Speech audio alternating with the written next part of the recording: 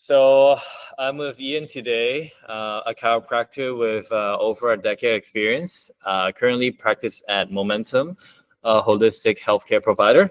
And before Ian was the sports medicine performance therapist for the Chinese Olympic Committee, offering sports medicine care, menu therapy, and performance coaching for athletes preparing for the Tokyo 2020 Olympics. So thanks for joining us today, Ian. Yeah. Nice to be here. Thanks, David. So I just want to, begin our conversation, by talking a bit more about chiropractic care. Um, Perhaps you can explain what chiropractic care is and how it differs from the other forms of healthcare. So chiropractic care, I guess traditionally, chiropractic has been more so focusing on the spine and the joints and the nerves. I think over the past 10 years or so, maybe even less, it's been quite evolving to be more so of just like an entire body, looking at the muscles, looking at how people move, focusing on biomechanics, going into more so like sports performance. So it's the borders have gotten closer, I would say, between physiotherapy, osteopathic, and chiropractic. So things are definitely getting closer. Nowadays, you'll see physiotherapists doing some type of joint manipulation, which they haven't in the past. Yeah. You'll see chiropractors doing more exercises and rehab work and more like strength and conditioning. So it's things. I think things in the past or a while ago were a little bit more separated. But now, as everyone realizes that certain things will work for certain people and some things won't, but it's better to have a bigger toolbox in your available for you as a healthcare practitioner to um, kind of suit each different person's needs. Mm. How did you see chiropractic care has evolved in the past 30 years? So you mentioned about the integration of chiropractic care with the other practices. Yeah. So I just want to better understand that part. You mean like 30? You mean how chiropractic profession has evolved? Yeah, like the practice in general. Yeah.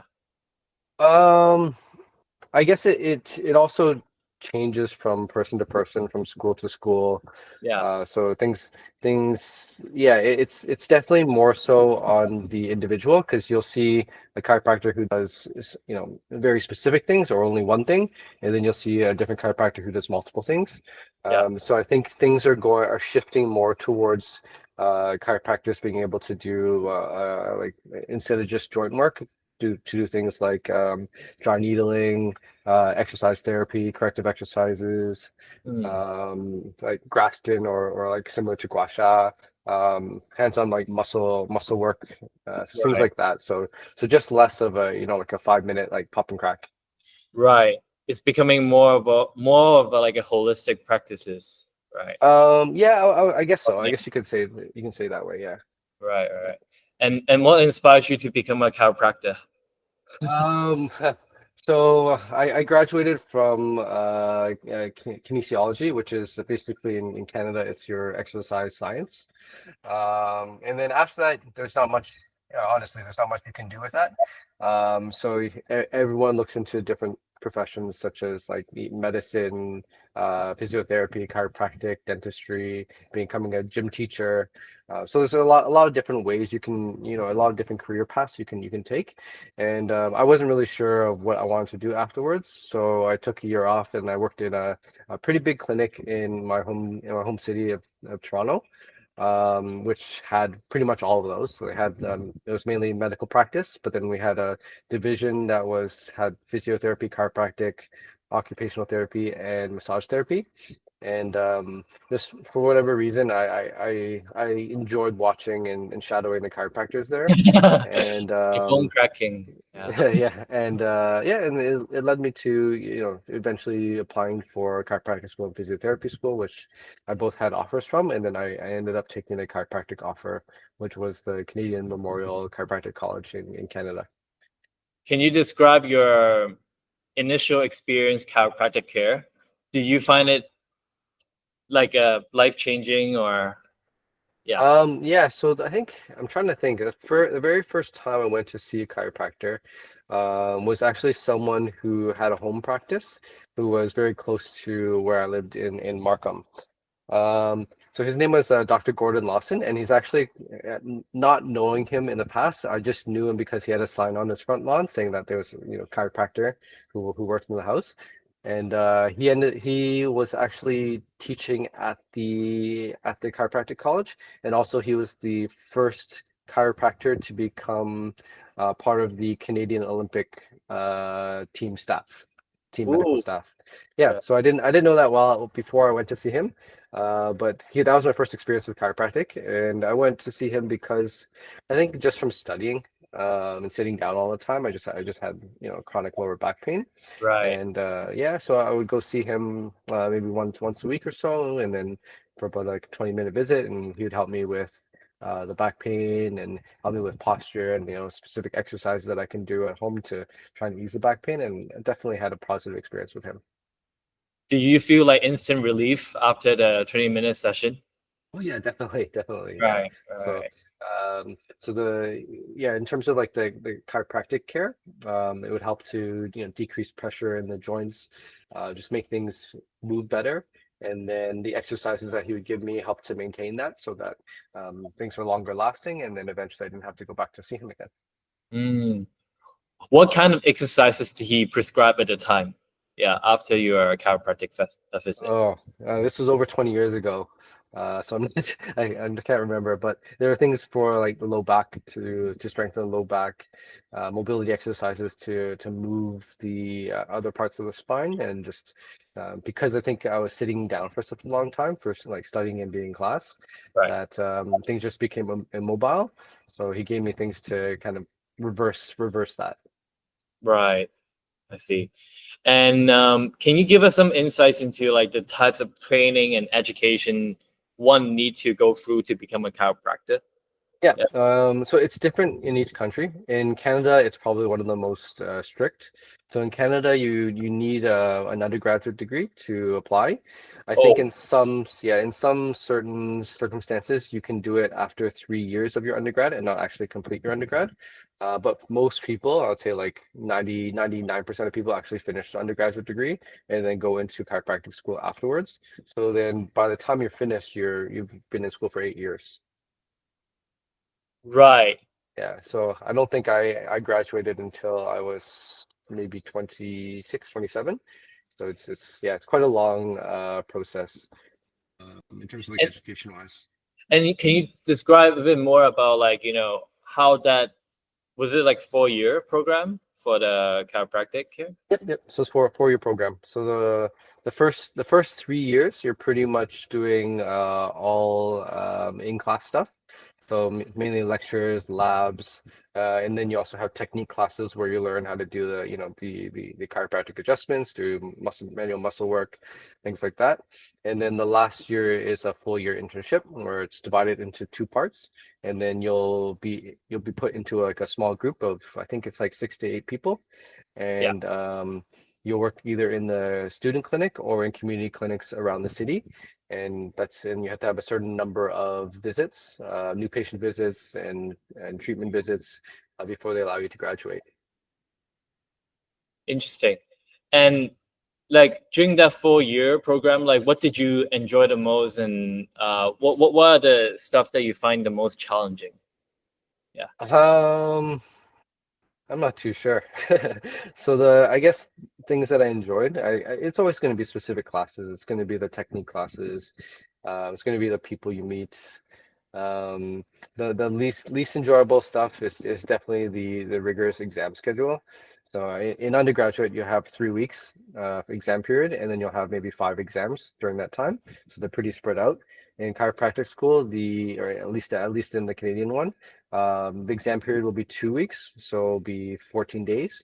Yeah. And within those 14 days, you may have 12 or 13 exams. So some days you'll have two exams a day, and then the next day you'll have another exam. So it's like really it's actually quite intense.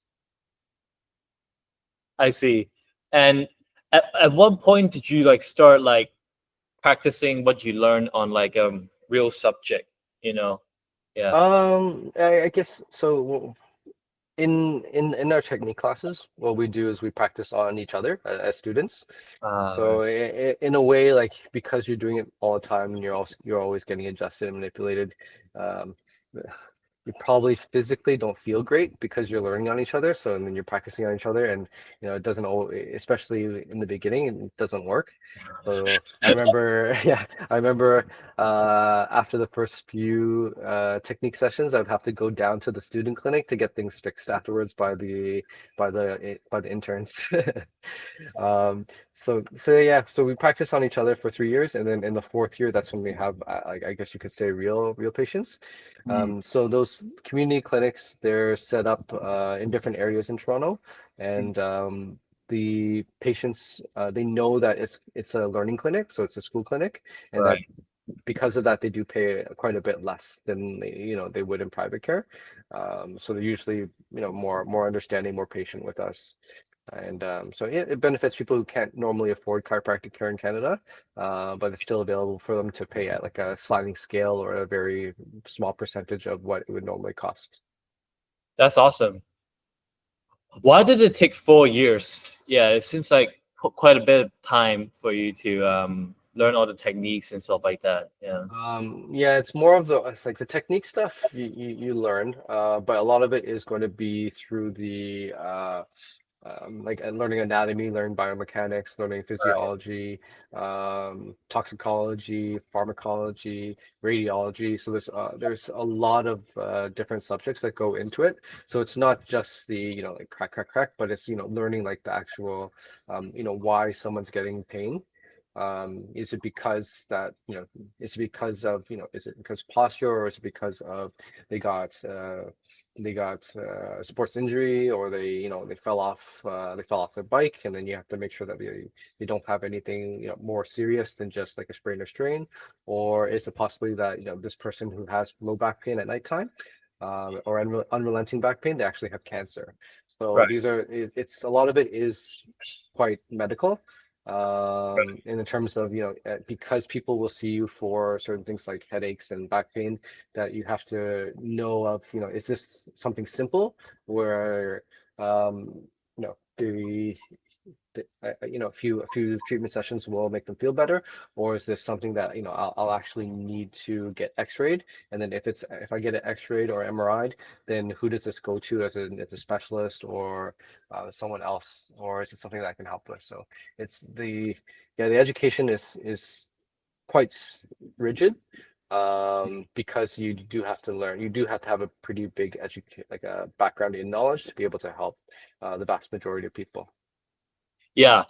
Rather than like a one size fits all like bone cracking session, it's like you have to understand the nuances of like the different scenarios, and then you can like personalize like a treatment plan for that particular individual, right?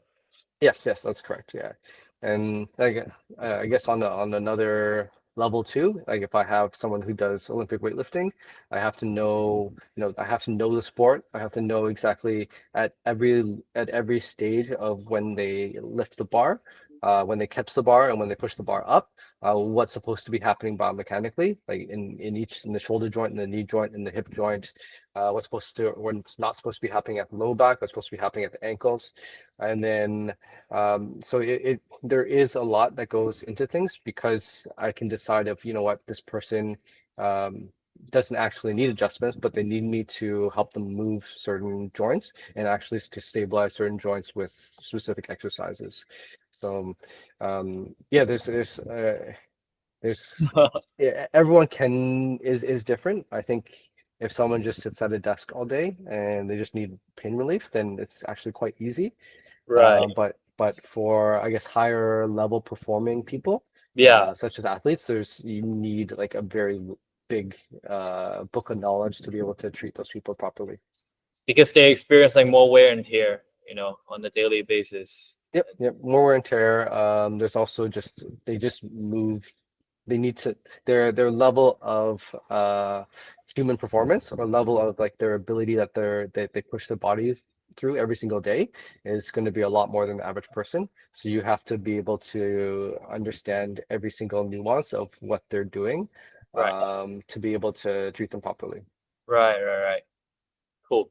And there are some misconceptions about like, the chiropractic care, such as the belief that like people think like the bone cracking sound, like the loud sound is like unhealthy. Some people they find it scary. Like, how do you go about like addressing those like stigmas per se? Yeah. It's like seeing me and getting adjusted. I always make it up to that person.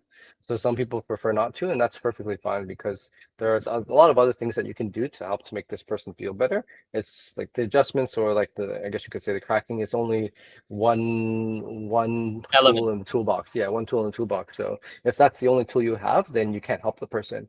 But if you have other things that that's available to you and other things you're good at, then you can use those to help the person. But yeah, it's the same thing as like if a dentist only has a drill and he doesn't have all his other tools, then he can only use the drill, right? And he's going to use the drill for things he doesn't need to use the drill for. It's yeah, the more tools you have, the better off you are as a practitioner, and the more that you can help the people that see you. Makes sense. And the loud bone cracking sound, right? Like when I go for like a massage or like, at that time when you did the chiropractic care on me, like instantly I felt this like, I've been feeling this tension on my back for 2 months. And after that session, like it was gone for quite a period of time. So I find it quite magical. Like, and for me, like I find it like very, very healing. Um, can you just give us a bit of a insights into like, the loud bone cracking sound, the science behind that, and yeah. Yeah. So there's actually no bones that actually crack. If they cracked, you'd probably be in the hospital. Right. But well, what it is just a release of air. Right. So it's a release of pressure. So Yeah. if you can think about like a can of Coca-Cola. So if you shake the can all day, then Yeah. inside the can, the pressure is gonna be greater than it is on the outside, but it Right. has nowhere to go because it's stuck in the can. Right. So pushing on the can on the joint can be very uncomfortable. It can cause stiffness, can cause pain, can cause discomfort, whatever. And then releasing the tab at the top allows the air to equalize with the outside, and then you have equal pressure. It takes away pain, takes away discomfort. So it's a good tool, especially for people who sit down all day, or they're in specific postures and that joint just gets kind of jammed up and over pressurized. Right. So in more severe cases also, that amount of pressure there, the nerve is quite close to the joint and may put some pressure onto the nerve and then cause things like numbness and tingling and and decreased strength. So it can be used in different ways. Mm. Yeah, but in your way specifically, you're young and healthy, so it was more so just because your work positions, Mm. and then it's a quick release that helps to get rid of the pain and stiffness relatively quickly. Yeah. Yeah, I was gone for another couple of months, so it was really good. Like, before I try yoga, I try massage, quite a variety of stuff. But then I met you and you did that on me, and then it was all gone. So yeah, I think it was great. Yeah. Um, what key factors, should individuals consider when selecting a chiropractor? Um, hmm, so this is a tricky question. Um, what I would say is you should pick someone that understands what you in terms of, like, I guess, your goals. So if your goal is to run a marathon, then you should pick a chiropractor that understands running or is a runner themselves. Um, if you are an individual or an adult who is over 80 years old, then you may want to choose someone um, that has experience working with the elderly, or opposite, working with babies. So I think depending what you as a patient are looking for, there are different chiropractors that have different specialties in different avenues or different fields or niches, and you should make your decision based on that, I would say. Makes sense. Yeah. And I think probably if it's like also like you see some like testimonial videos of like the chiropractor like practicing, like it should give you like some extra like reassurance and comfort, right, in choosing that chiropractor as well, because you saw how he performs on the video and stuff like that. Yeah, social media is tricky. Um, Social media will always show what they want you to see. Yeah. And then also a lot of the times the sounds and like the things, even people in the videos, they're either like paid actors or the sounds that you hear are actually edited in afterwards. Right. So that's a little bit tricky. I think Right. anyone can make anything good, and especially with AI now, you can really, you know, show on a video what you want to show, and that may Right. not actually be what's in, what you actually experience in the clinic. Mm. So I would say always like referral is best, first time referral. If you had a friend or family member who's been to someone and they can tell you, Right. you had a good experience with this person and this is the way that they do things, and Yeah. if that matches what you want to do, I think that's always the best way to go find someone and determine whether or not that is, they have potential to help you. Agree. That makes a lot of sense. And yeah, also to pick like a chiropractor that focus on like a specific niche, right? Like as you mentioned, like if you're like a marathon runner, you want to pick someone who actually like who's also like a runner themselves. They understand about the challenges and your particular needs as well, right? Yeah, yeah, and I guess another thing too, it's a little bit, I guess, a little more controversial, but I would say if a chiropractor makes you buy a large package right off the beginning, say Yeah, like 20, 30, 40, 50, 100 visits, stay away.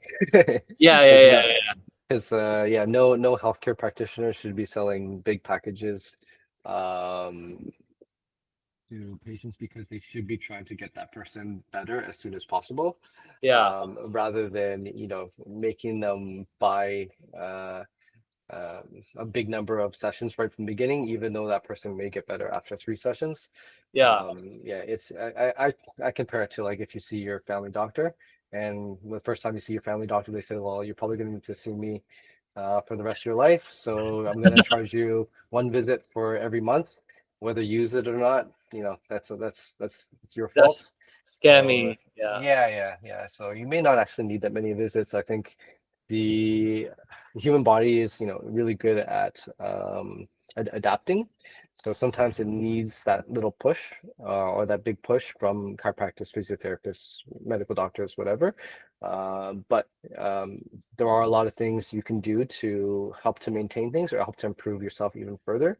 And that's going to be things such as like exercise, getting on like a proper routine, consistent routine, watching your diet is a big thing, the amount of sleep you get, and then also just managing, physical, mental stress and things like that too. Like all that is just as important, or not even more important than, yeah. actually getting treatment. So if you don't manage those things, sleep, diet, exercise, stress, Hmm. then you're, in terms of like seeing chiropractor, it's going to keep returning, because you're not actually, you're fixing the problem. It's just going to be a band-aid.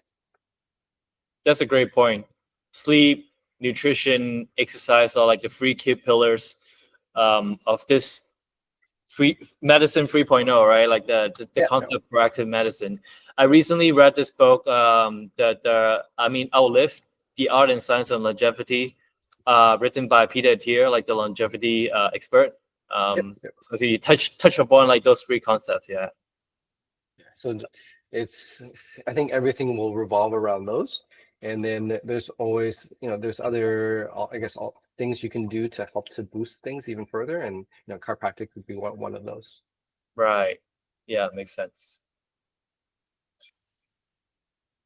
Can you explain the different styles of schools of chiropractic care and like how they differ in approach and technique? Yeah. Uh, oh, there's a lot. So there's, I guess you could say that there's, some chiropractors that just focus on, just adjustments. There's different techniques within chiropractic that people do. Um, so yeah, it's a deep dive into a really deep question that I'm probably not the best person to answer that. But Is there like a particular approach or technique that you subscribe to? Um, yeah, so in Canada at CFCC, the one that they teach is called diversified. So that's just what I've learned. That's what I've used all through the years. There's some techniques or some different things that I've picked up that I like, and I just add that into my toolbox. right. But I wouldn't say that, I focus on one specific thing or I do one specific thing. It's just whatever that I picked up over the years, over the past 13, 14 years I've been working. Yeah. And then whatever I think works or is helpful for people, then I'll add that into my toolbox. So, Right. so similar to I would say like the UFC MMA fighters now.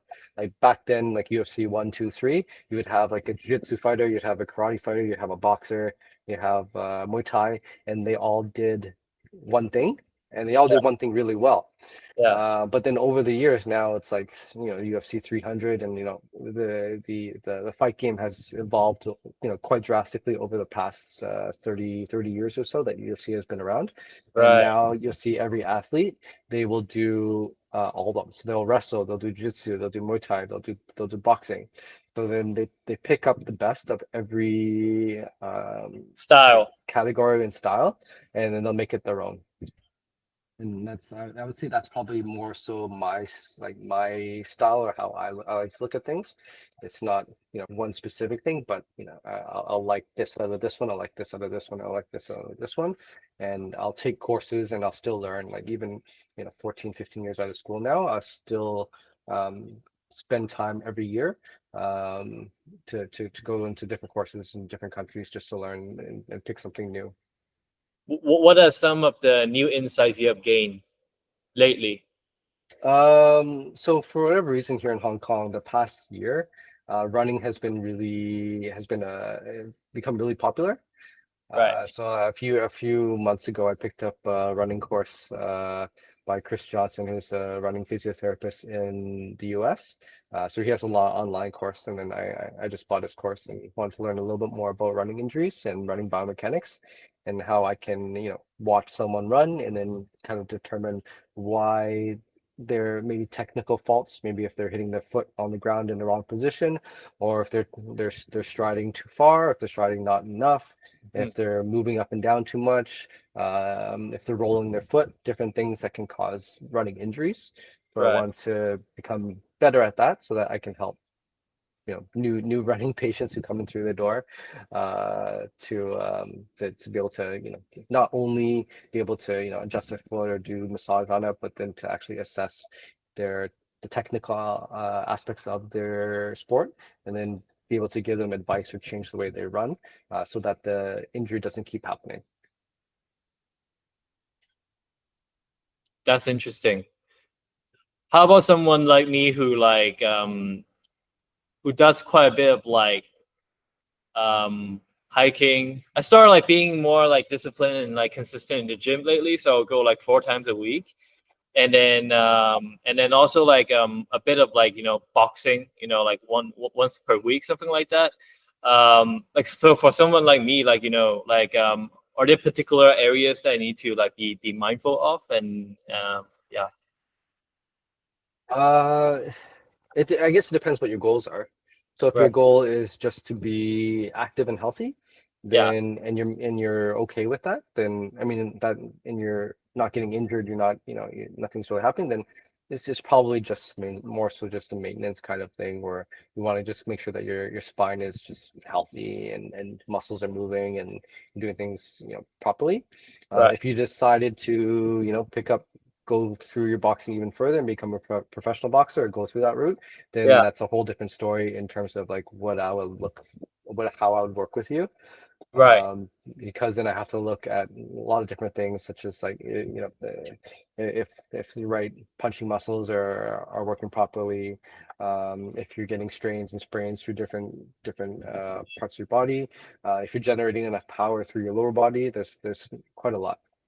Mm, For the right. average person, yeah, for everyone, it really depends on what their goals are. Some Right. people it's just like, okay, I just need something to get me through the work week because I know that I sit all day for 12 hours a day and then I go home and watch Netflix for 5 hours and then go to sleep and I only sleep for 5 hours.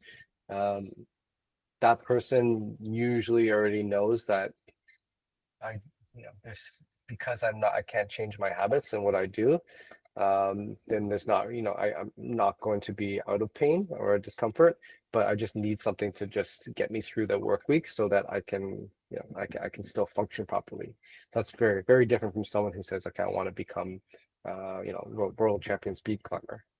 Right. Yeah. I think it depends a lot on the intensity.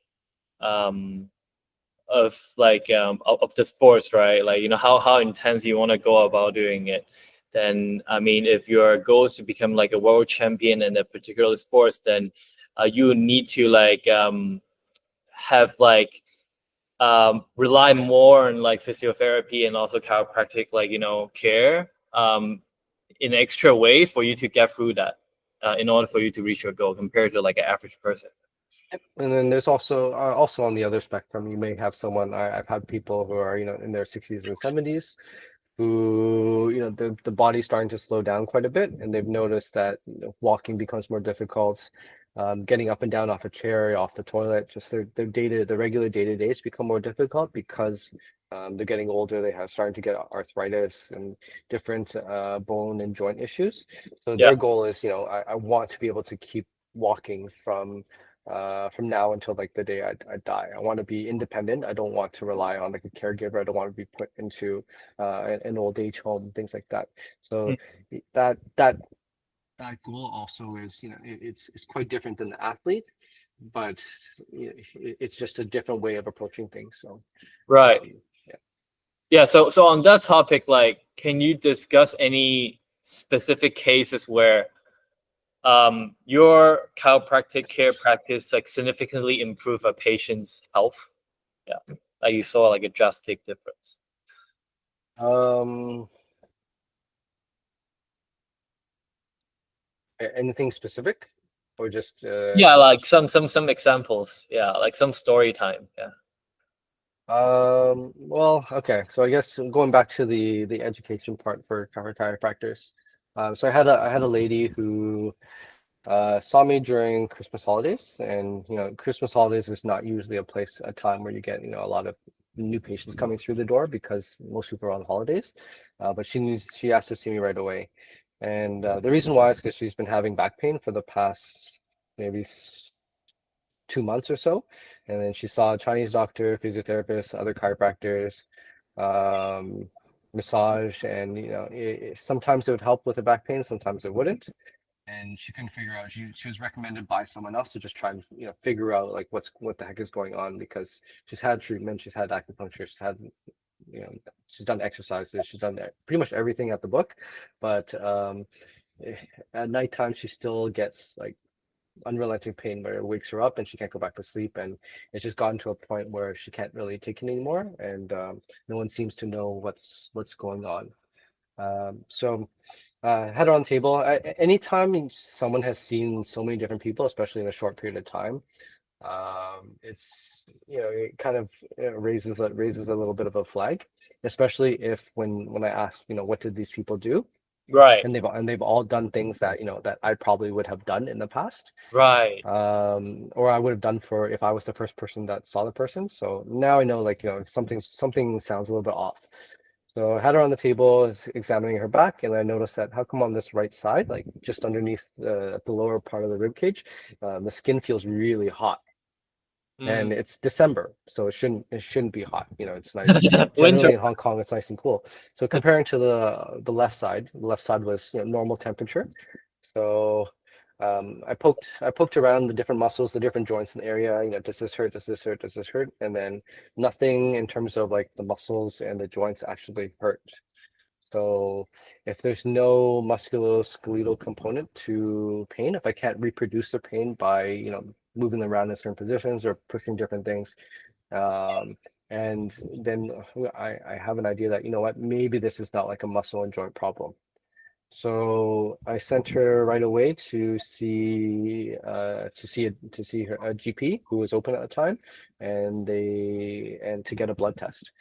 With the blood test, you can see things such as like in terms of like red blood cells, white blood cells, different things, and there are different markers in the body that may be elevated. So it ended up coming back to me the next day that her white blood cells, which is like your inflammatory markers, were like way through the roof. So I said, okay, like this is not normal, and there is something happening, some type of reaction that's happening in your body.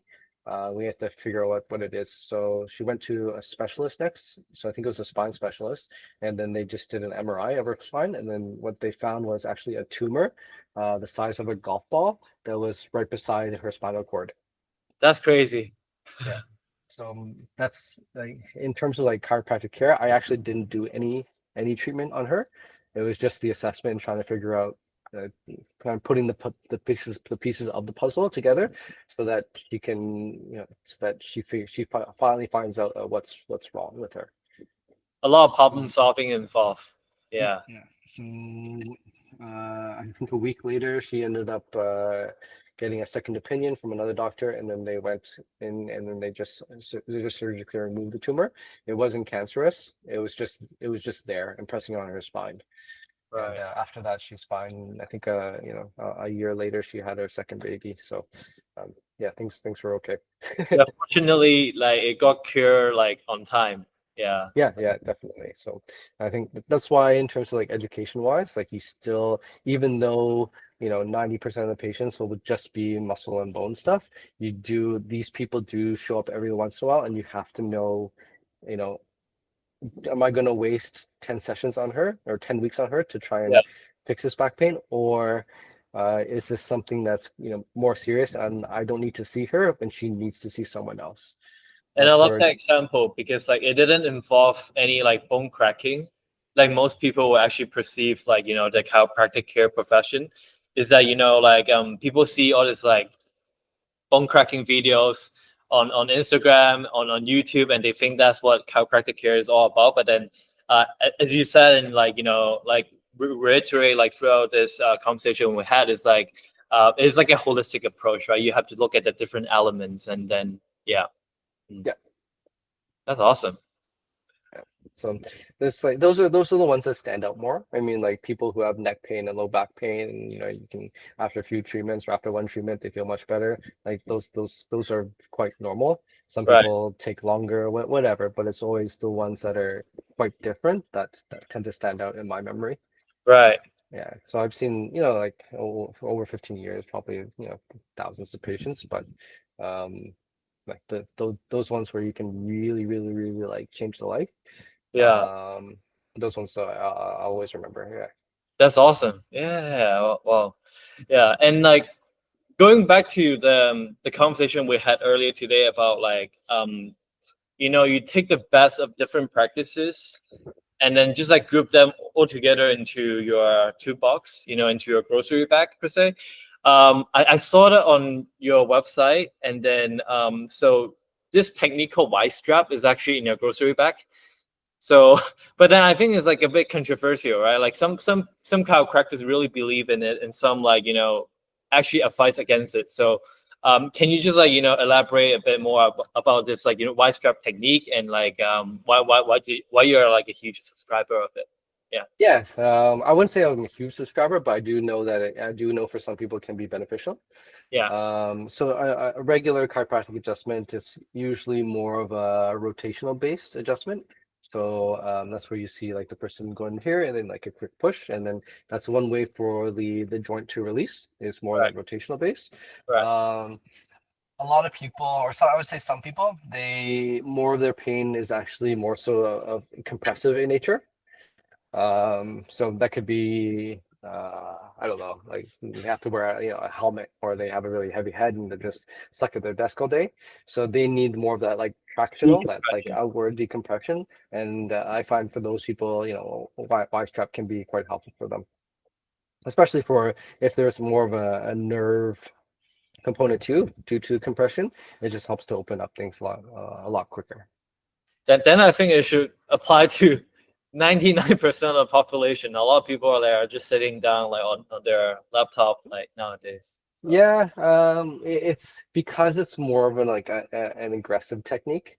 Um, and number one, I don't want to scare people. Some people don't want it because they don't want to be like their head to be tugged right, like away from the body.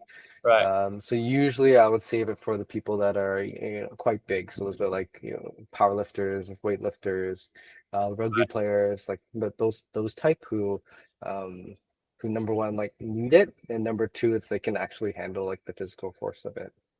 so you wouldn't advise it for like the skinny, like um like a lightweight type of individual. Not that I wouldn't recommend it, but for for myself, I think there's just the risk reward ratio that I see is like I can do something else for this person that's that won't get them flying off the table.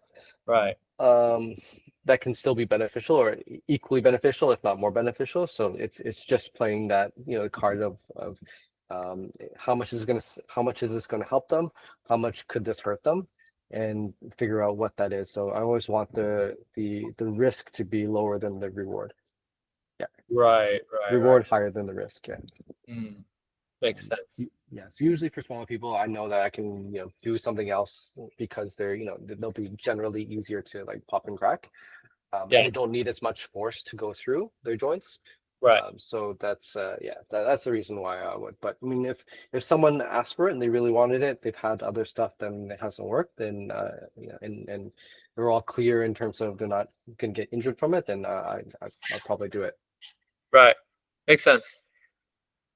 Now I want to pivot to like learn more about your Tokyo, like 2020, like Summer Olympic game experience, right? So how did you get involved in that in the first place? Yeah, Oh, I can't remember. I think uh,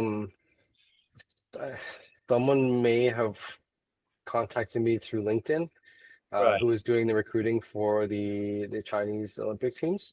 So this was back in 2018, I want to say. No. 20, yeah, maybe it was the beginning of 2018. right, So the Chinese Olympic Committee, they were hosting the Beijing 2022 Winter Olympics. Um, and what they wanted to do is do like a little trial project for the upcoming Olympics, which was the one supposed to be in Tokyo in 2020. So they wanted a really good showing in Beijing. And one of their ideas to do that was to add in a foreign, uh, I guess, physical therapist, or you could say performance coach, not right. performance coach, like what do we call this? Sports medicine performance therapist, and Yeah, also a performance coach, which is like a strength and conditioning coach to every single one of their teams. right, And I ended up being in like the first cohort of people, like testers, to go in and work with the teams.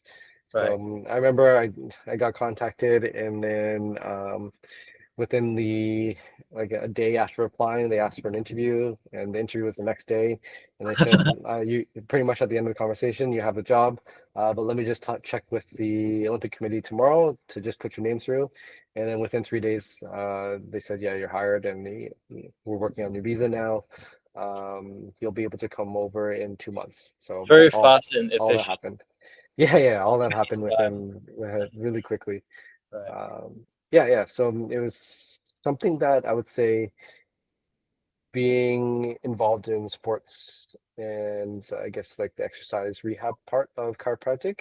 It was always a dream of mine to be able to work with high level athletes. Hmm. And something like that, I was pretty blessed that it happened to me quite early in my career.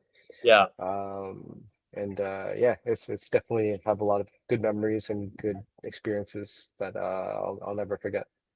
Are there like a particular categories of athletes that you work with?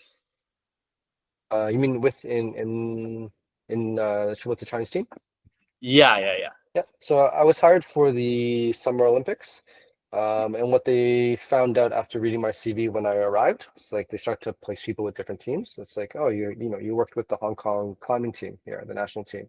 Right. It's like, all right, is climbing a sport or an Olympic sport? It's like, oh, it is a sport. This year's the first year. It's like, all right, you're going with the climbing team.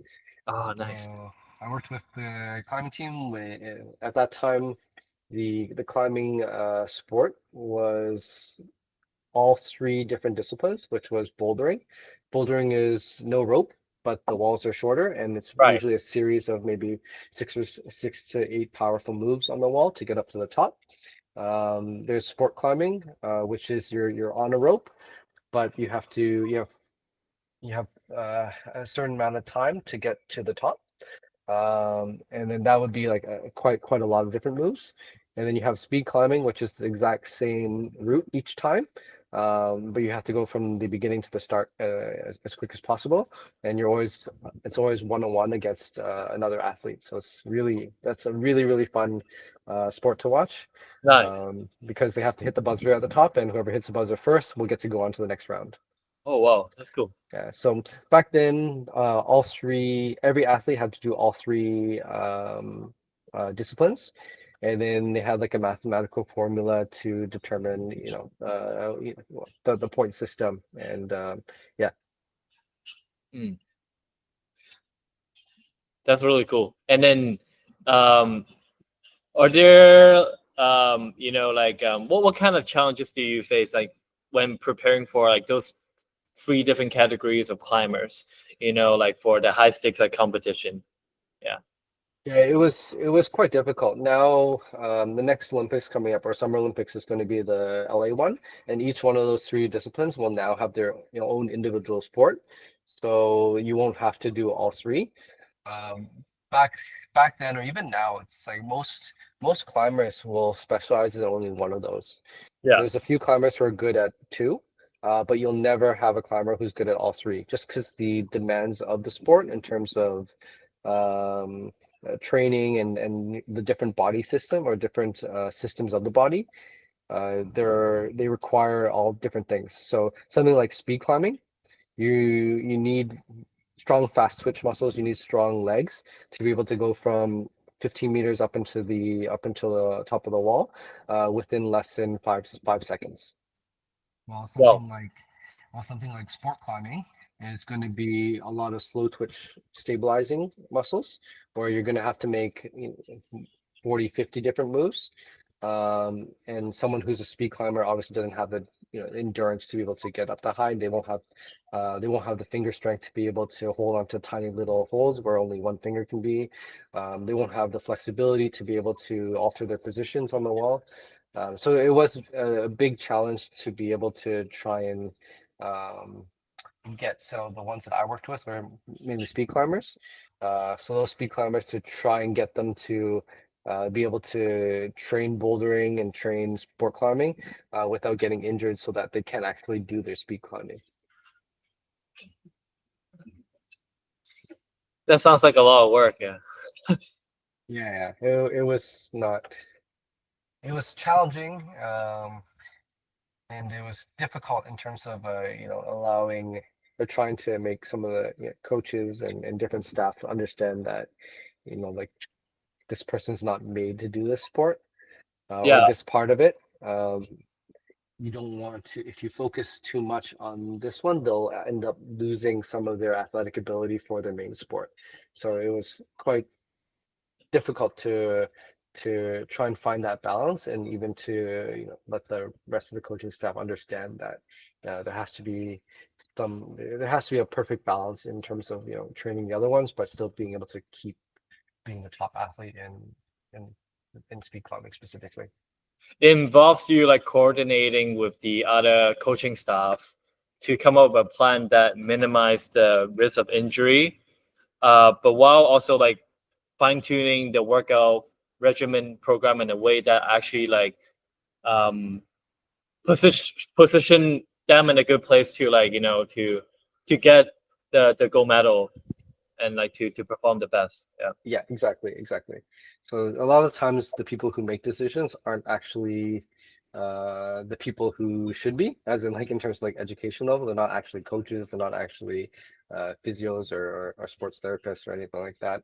So there's one time where um someone up high thought they needed to increase their endurance. So his Yeah. clients needed more endurance. So he said, I want them to every single morning, I want them to run 10K, and that'll help with their endurance. Well, you take climbers who don't run and who are barely on their feet, Yeah. and you make them run 10K. A lot of them within 2 weeks ended up with foot injuries. So Oh, plantar that fasciitis, yeah, plantar fasciitis, different things in their ankles and their toes and their knees. So like that's how sensitive things are. So if you right. try and make too big of a difference, that's actually not needed.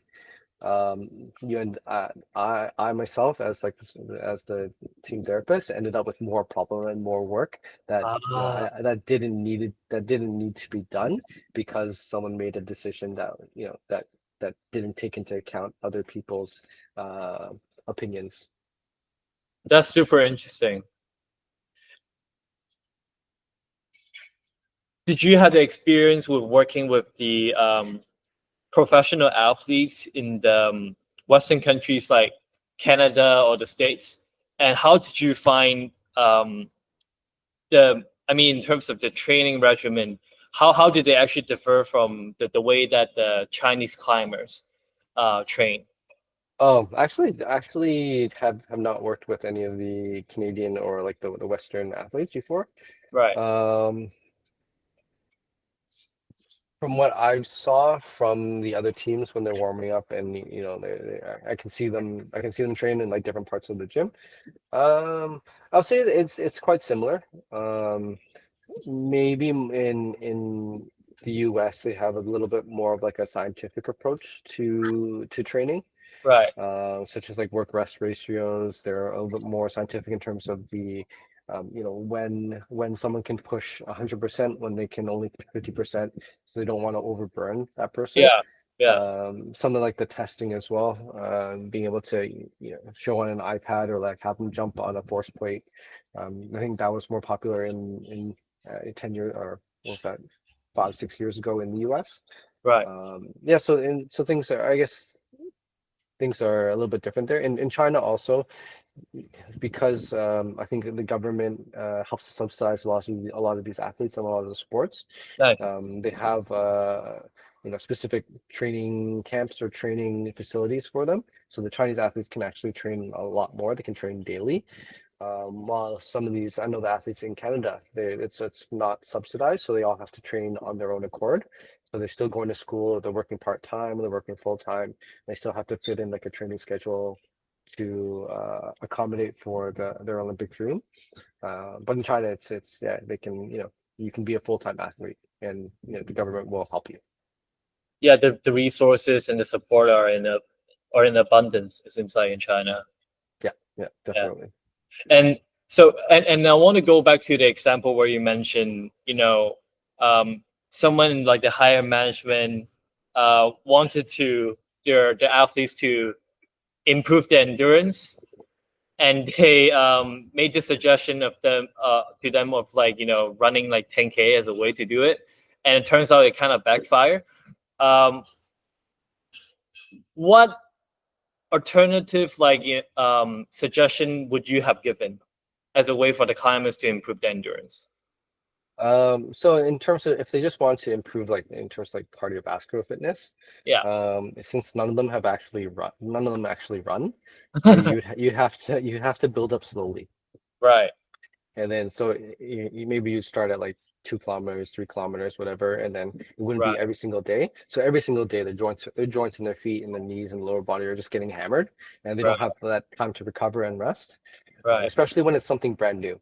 So if you just like if you go to the gym, if you went on like a 1 month vacation, you hadn't lifted anything, and then all of a sudden you do bench press, you do squat, and you do deadlift, the next Yeah. day how you're gonna feel. You're gonna feel super sore, right? And Yeah. it's gonna be difficult to get out of bed. So same thing can happen even with athletes if you added something new. So Right. so think about like if you woke up that day, squats, deadlifts, bench press the day before, and you maxed out on that, and the next day you have to do it again. The next day you have to do it again. Next day you have to do it again. So there's no like adaptation to like the new stress. It's just you keep getting hammered. So that's where the injuries start to come. So like that could have been a thing if you wanted something that's a little bit less impact on the joints. Something like being on a cycling a bike or spinning bike. Right. There's no impact on there. They still have to use their legs. They still have to use their quads. Right. Rowing machine would have been good. And then if for them that they use their upper body quite a bit, like a ski erg, Yeah. probably would have been the best way to try and improve their endurance, whether it's cardiovascular or muscular. There's definitely other things that could have been done. I think for someone who's like 60, 70 years old, then they probably think of running as the only way to increase your endurance. But there's a lot of tools nowadays where you can utilize that maybe is more beneficial for that person's sport, or it doesn't put them into a position where they can get things injured. Right. Yeah. That makes a lot of sense. It's not like running is actually like a bad suggestion, but then you just have to do it in a gradual pace. Especially for like the climbers that are used to like climbing and they don't run as often. And then right off, like you ask them to like run 10K a day, it's just like, there's a huge demand on them physically, on their joints and all that, right? And also like Mhm. there are other ways that you can incorporate. It's not just running, but like biking. And what about like sauna and ice bath?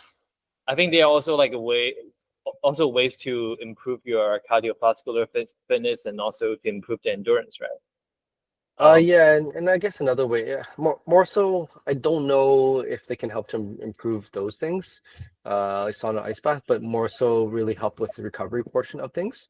right. Um, so I mean, I think I don't know the research on both of those, but they're both like, seem to be super popular nowadays. Yeah. But yeah, in terms of utilizing whatever you can, to be able to help the body recover, so that the next day they can train again, or yeah, at a higher level or higher percentage. Right. Definitely, yeah. Right. I think that's something that the US has used for quite a while. Yeah. Um, and something that's even here in Hong Kong has been gaining popularity over the last year or two as well. Yeah. So those things, yeah, definitely. If you have access to those, then they can be a really good tool to improve recovery rate and the physiological aspects of healing or in recovery. Yeah. I think it's like a huge thing in all parts of Asia as well. Like in China, you see like all those like different bath houses. And in Japan, it's like you have like the onsen, like like the sauna. And then when I travel to like Thailand, like Vietnam, yeah, like they're in abundance, I think. Yeah. Mhm. Right. Mm. And I want to piggyback again on the running 10K, like example. So, what is your overall evaluation of the training culture in China? Like, do you think they go a bit like overboard in the way they train the athletes, or like do they need to train smarter, or yeah, what's your take on this? It's definitely a no pain, no gain kind of attitude. Uh, Right. yeah, and I think for a lot of sports too, especially in China, you have so many athletes. So such as like in badminton and table tennis, and swimming, diving, that even if a few of them get injured, they can be easily replaced by other athletes. Right.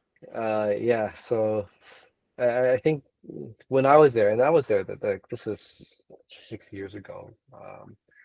And the climbing team also, it's a brand new sport, so they don't have the resources in terms of like the top sports scientists on their team. The coaches and like the people making decisions were usually ex climbers, so the previous generation of climbers.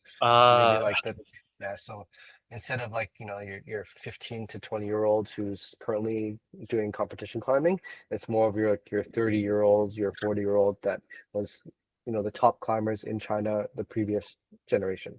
So they take what they thought that work best for them as athletes, and yeah, then try and implement it to to the training of the younger guys. So right. things so it doesn't mean that it's that it's wrong or anything, because a lot of things can be transferred, but then with different technology, different research, newer research, new technologies, things can definitely be improved on it. Yeah, um evolve. Yeah, Evolved, exactly. So I think the no pain no gain kind of uh idea, it just kind of gets rolled on. do you think this idea is still around, or do we see like evolution in the culture? Yeah, definitely evolution.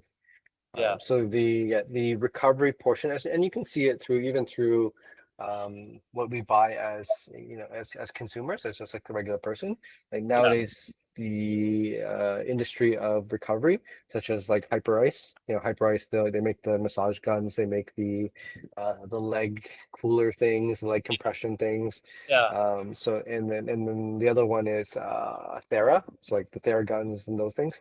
yeah, So there's a huge industry in terms of recovery nowadays, and I think that's yeah, for uh, I guess for everyone, not only professional athletes. Like we know that recovery is a big part of being able to perform at a high level. Not only the training aspect and being able to like periodize the training and plan the training, but being able to get muscles, get ligaments, get joints to be able to um, heal up so that you can use them the next day or use them 2 days afterwards.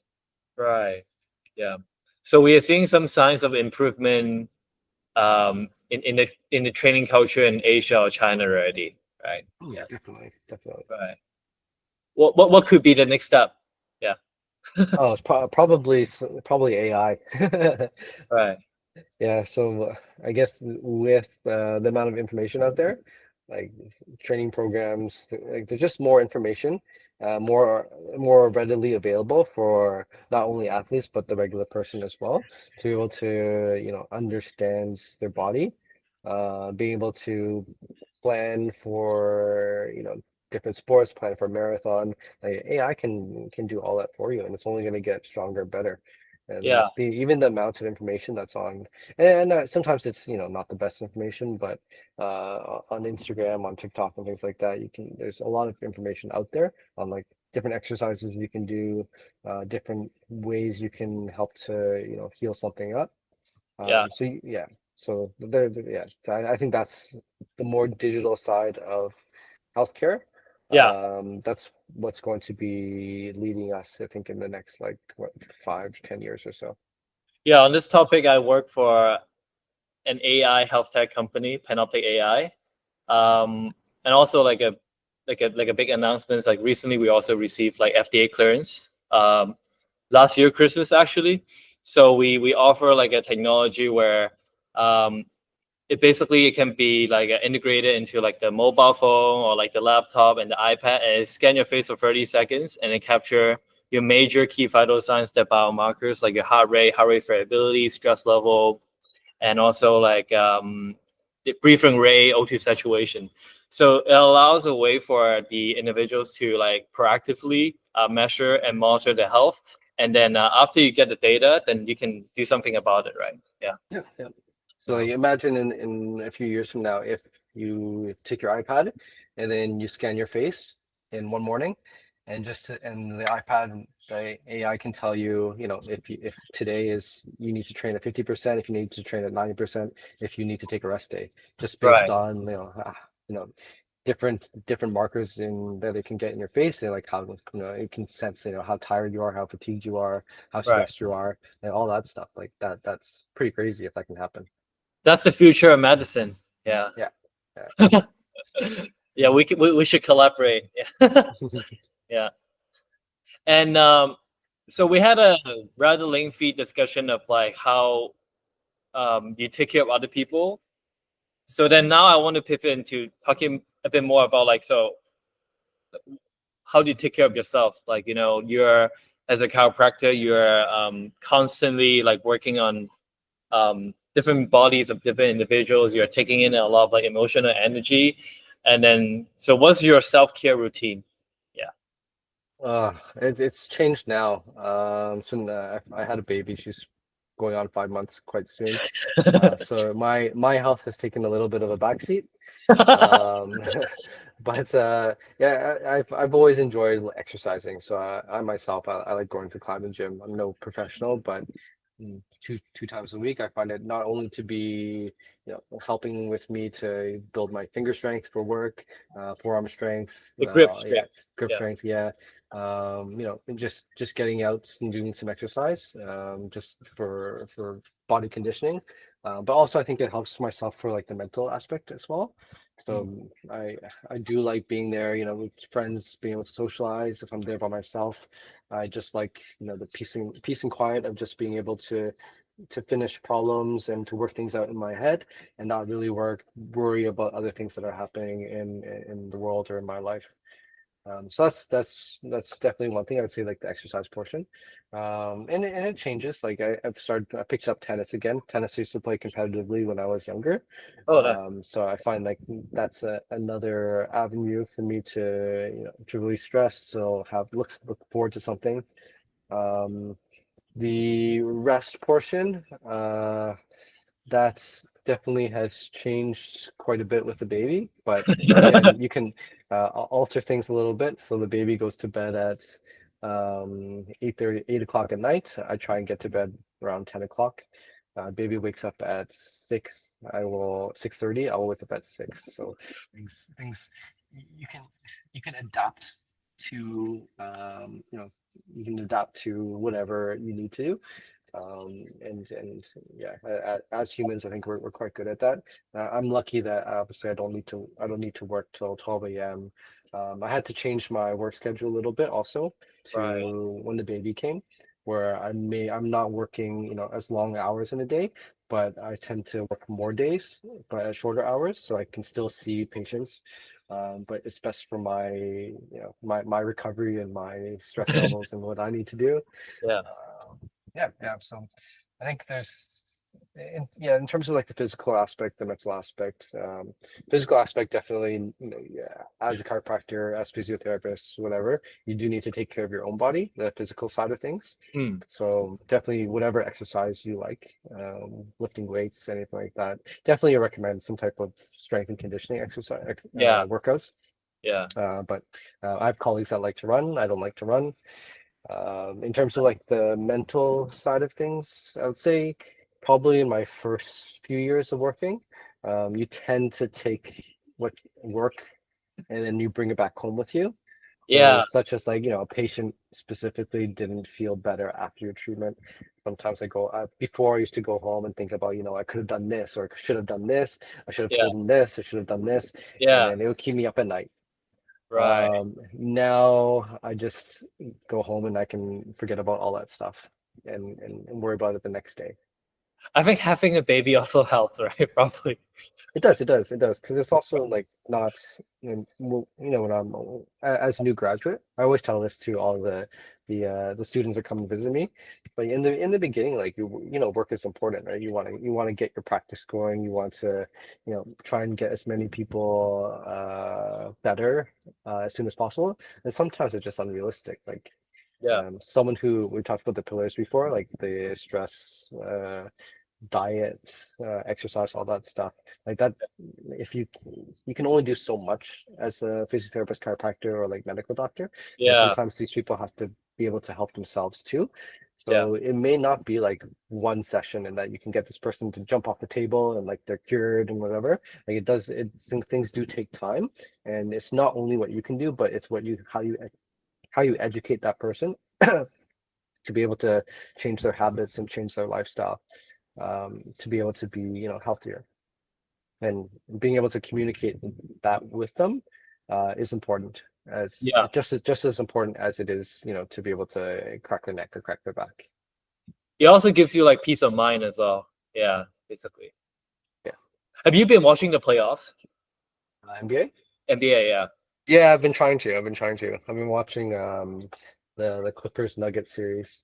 I don't really know who to choose for. I'm a big Kawhi fan when he was in Toronto, but I also like Jamal Murray and Jokic.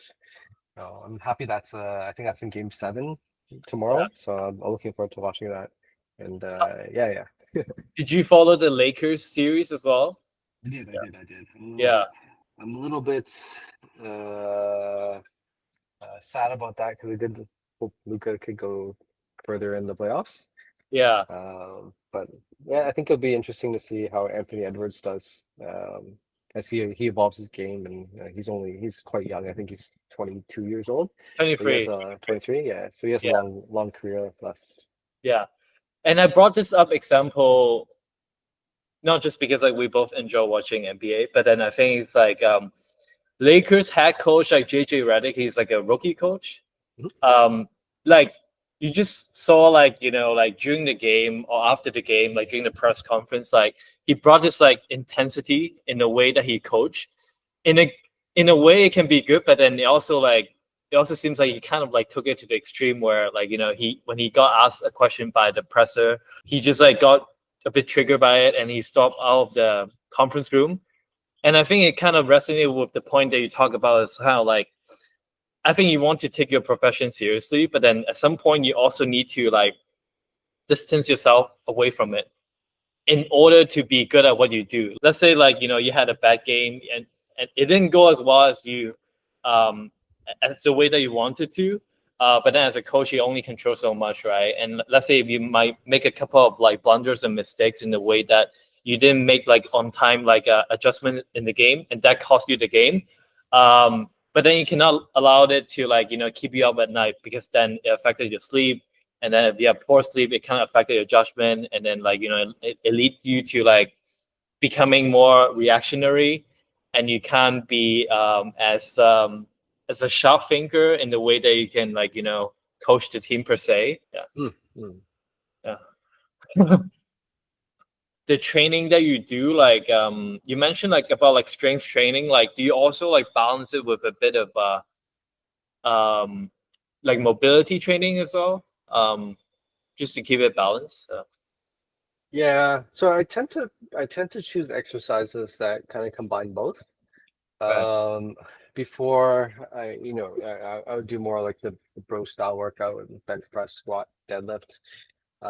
Nowadays I feel like body doesn't react too well with a heavy barbell squat. So I switch things to like a split squat, Cossack squat, things where I'm going to I can load it. So I can put weight on it and get tendons and muscles and connective tissue stronger. But I'm going into different ranges and different planes of movement. So rather than just like forward and backward, I can go into rotational planes or side to side planes as well. And I think that's better for in terms of my longevity as well. Is not just being strong and being able to move forward and back, but being able to rotate and be able to bend side to side and um, to just be more mobile and be stronger in different ranges of motion. Like it was a pleasure talking to you. Yeah. Oh, thank you very much. Very, very nice to talk to you as well, David. Yeah, it was great. And then I hope you take good care. And then yeah, also like continue to do a good job balancing your work and also your like taking care of your newborn baby as well and everything. Oh, Wish you all the thank you very much. success in work and also in family. Yeah. Thank you very much. Yeah. Cool. That's All awesome. right. Have a good day.